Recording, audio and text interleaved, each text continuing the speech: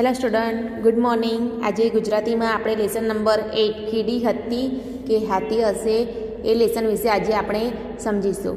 સૌથી પહેલાં આપણે ચાલો ગાઈએ ગીતડું.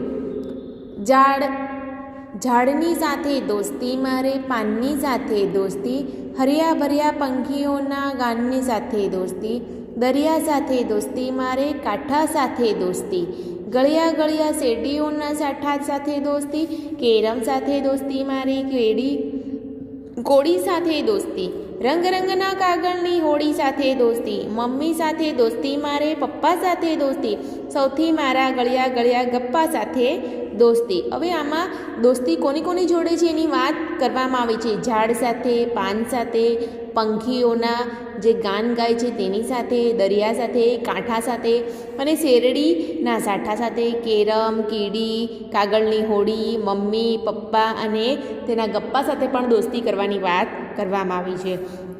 આ ગીત સુરેશ દલાલે લખ્યું છે. ઓકે, હવે આપણે સ્ટોરી જોઈશું. એન ઘેન દીવા ઘેન. સ્ટોરીનું નામ શું છે? એન ઘેન દીવા ઘેન. ચંદુ હાથી અને ટીકુ કીડી. કોની વાત કરવામાં આવે છે? ચંદુ હાથી અને ટીકુ કીડીની વાત કરવામાં આવી છે. બંને કોણ છે? પાક્કા મિત્રો, દોસ્ત છે. જંગલમાં રહે, બંને ખૂબ વાતો કરે. વાતોના તડાકા મારી એક દિવસ કંટાળ્યા. બહુ જ વાતો કરે ને વાતો કરી કરીને તે લોકો કંટાળી જાય છે. તો કીડી કહે, એ ચંદુ, ચાલને કોઈ રમત રમીએ, આમ વાતોથી તો હું કંટાળી. હા હા હા, ચાલને, ના કોણે પાડી, હું તો તૈયાર જ છું કુસ્તી રમવા. સેકન્ડ, ચંદુ થપ્પો રમવા તૈયાર થયો. ટીકુએ દાવ દીધો. ચંદુએ એક પહોળું ઝાડ જોઈ એની પાછળ ઊભો રહ્યો અને કહે છે, કીડી, ચંદુ થપ્પો રમવા ગયો. ચંદુ કોણ હતો? હાથી અને ટીકુ કીડી હતી. એટલે ચંદુ થપ્પો રમવા જાય છે અને ટીકુ દાવ આપે છે અને કહે છે, એન ઘેન દીવા ઘેન. ચંદુ સંતાઈ ગયો કે મારી આંખો બંધ છે. 1 2 3 આવું કે 8 9 10? એ ચંદુડા હું શોધવા આવું છું. ઝાડની પાછળ કોણ ગયું? કોણ બોલે છે? કીડી બોલે છે. શું કહે છે? હું તને શોધવા આવું છું. ટીકુ કીડી. ચંદુ વૃક્ષ પાછળથી પાછો આવ્યો અને દાવ આપવા આંખ મીચી ઊભો રહ્યો. ટીકુડી કહે, હવે મારો દાવ, ચાલ સંતાઈ જાય. એન ઘેન દીવા ઘેન. સંતાઈ કે 1 2 3 4 10 એ હું આવ્યો. કીડી હાથીને શોધી લે છે. ક્યાંથી શોધે છે? ઝાડની પાછળથી. હવે કોનો વારો આવે છે? કીડીને સંતાવવાનો વારો આવે છે અને હાથીને દાવ આપવાનો વારો આવે છે. ચોથો, ટીકુ ઝાડના પાન નીચે સંતાઈ ગઈ. ચંદુએ આંખો ખોલી, આજુ જોયું, બાજુ જોયું, આગળ જોયું, પાછળ જોયું, ઉપર જોયું, આમ દોડ્યો, તેમ દોડ્યો, પણ ટીકુ દેખાય જ નહીં ને. એ થાકીને હાંફવા લાગ્યો. તેની સૂંઢમાંથી શું કરતો પવન ફૂંકાયો.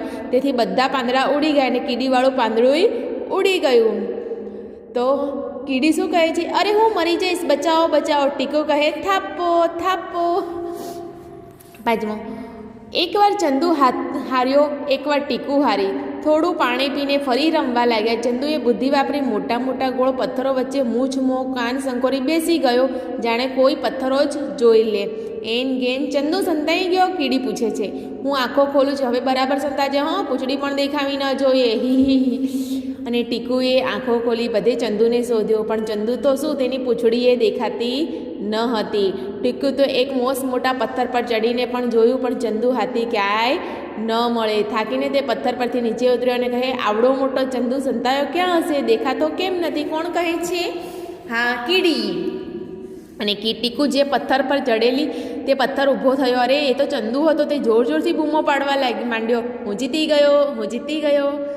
કીડી શું કહે છે? સારું, કંઈ વાંધો નહીં, હવે મારો વારો છે સંતાવાનો, તું આંખો બંધ કર. ટીકુએ અક્કલ વાપરી તે પગ પર થઈને ચંદુના કાન પાછળ સંતાઈ ગઈ. ચંદુની ચામડી જાડી અને ખબર પણ ન પડી. ચંદુએ આંખો ખોલી ટીકુને ખૂબ શોધે છે. આ ઝાડની ઉપર જોયું, નીચે જોયું, ડાળીઓમાં જોયું, પાંદડાઓમાં જોયું, આંખો ઝીણી કરીને જોયું. ટીકુડી, તું દેખાતી કેમ નથી? હું તો હાર્યો, તું જીતી. ટીકુભાઈ, બહાર આવ હવે. તો હાથી કહે છે, હું જીતી ગઈ. આ રહી હું તારા કાનની પાછળ. તને તો ખબર પણ નથી કે હું તારા શરીર પર ચડીને છું. હી.